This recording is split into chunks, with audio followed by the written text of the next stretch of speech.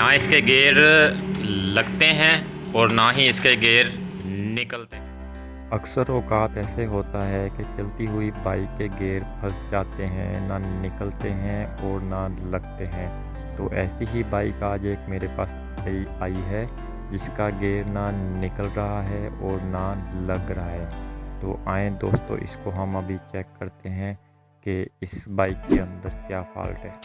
तो वीडियो शुरू करने से पहले जो दोस्त इस वीडियो पे नए हैं, प्लीज़ वो वीडियो को लाइक कर दें और मेरे चैनल को सब्सक्राइब कर दें, ताकि आने वाली वीडियो का नोटिफिकेशन सबसे पहले आप तक पहुंचे। तो चलते हैं वीडियो की तरफ।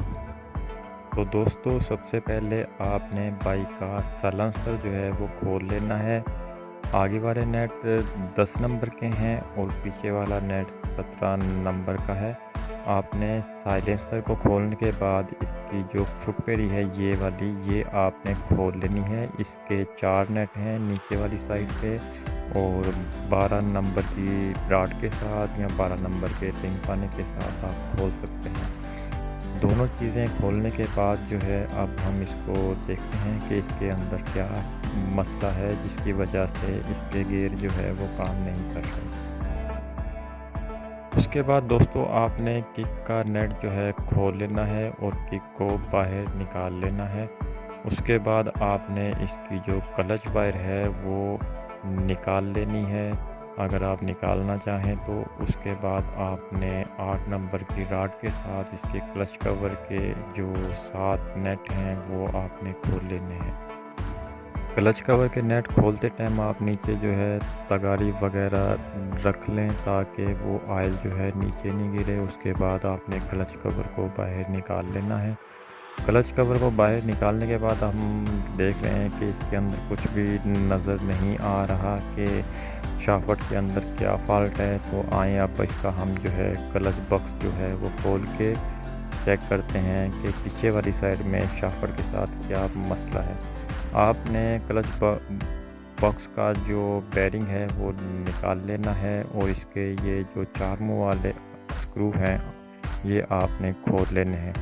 उसके बाद जैसे कि आप देख रहे हैं कि इसके अंदर नेट है क्लच बॉक्स का और वो लॉक जो है उसके अंदर लगे हुए हैं, वो होते हैं पंच। आपने पेचकस की मदद से वो लॉकों को साइड पे कर लेना है और क्लच बॉक्स के नेट को आपने खोल लेना है पेचकस की मदद से। अगर गोटी है तो गोटी की मदद से भी आप खोल सकते हैं। उसके बाद अब हम इसका फ्राई व्हील निकाल के चेक करते हैं कि आया इसके पीछे जो है क्या है। तो फ्राई व्हील निकालने के बाद आपको कुछ इस तरह से आपको गियर शाफ्ट भी नज़र आएगी, स्टार भी इसके अंदर नज़र आएगा और हाकी पट्टी भी इसके अंदर आपको नज़र आएगी।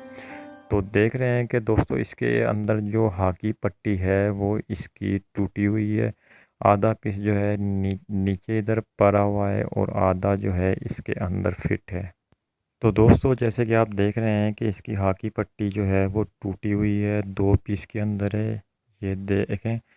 तो अक्सर औकात जो बाइक में है वो हाकी पट्टी का फ़ॉल्ट होता है या फिर इसकी जो गियर शाफ्ट का छोटा स्प्रिंग है या उसका ज़्यादातर जो है फ़ॉल्ट होता है।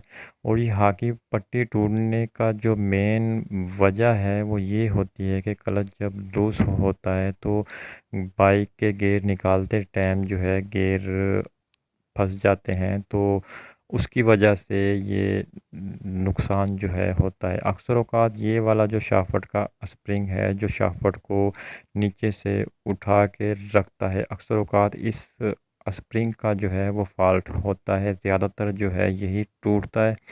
तो जैसे कि आप देख रहे हैं कि ये CD 2012 है, इसकी हाकी पट्टी जो है वो टूटी हुई है।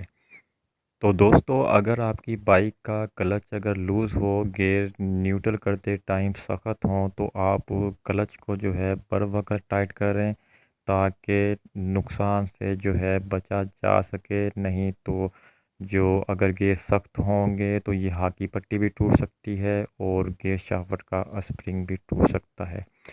उम्मीद करता हूँ वीडियो आपको पसंद आई होगी। अगर वीडियो आपको अच्छी लगी है तो प्लीज़ वीडियो को लाइक कर दें और मेरे चैनल को सब्सक्राइब कर दें ताकि मज़ीद आने वाली वीडियो का नोटिफिकेशन सबसे पहले आप तक पहुंचे। तो मिलते हैं नई वीडियो के साथ, तब तक के लिए।